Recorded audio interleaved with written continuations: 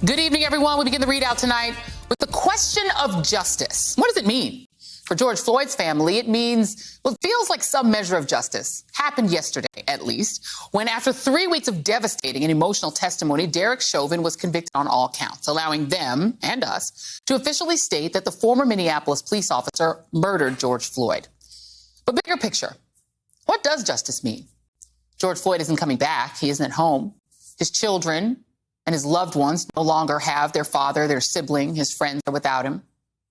Derek Chauvin's loved ones, well, they can still see him, even if just in prison. And as a society, we are still fundamentally broken in so many ways. Our policing system, broken. Socially and politically, we're still reeling, despite the profound relief that so many people felt, maybe even for just an hour yesterday. As people, not just in Minneapolis, but coast to coast, took in the news of Chauvin's conviction with tears of joy and relief, taking to the streets and reflecting on what comes next. This is something beautiful. This is something different. It's finally some little piece of justice. I cried. Tears of joy. Tears of joy. This was such a moment of vindication of the community getting what it needs. I'm glad that it was a guilty verdict on all counts. It doesn't bring George Floyd back. It doesn't change the outcomes or the way that the system is built and operates. Because the fact remains, this guilty verdict is just one truly rare example of accountability for a police officer in the eyes of justice. As was this, the now convicted murderer, Derek Chauvin, being led out of court in handcuffs.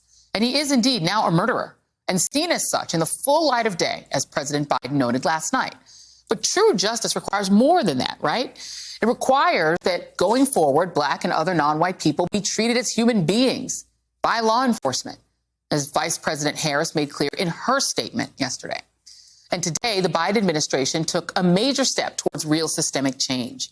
The Justice Department launched a civil rights investigation of the Minneapolis Police Department, examining its pattern and practice of policing. Attorney General Merrick Garland said that moving forward, the department would be unwavering in its pursuit of equal justice under law. The challenges we face are deeply woven into our history.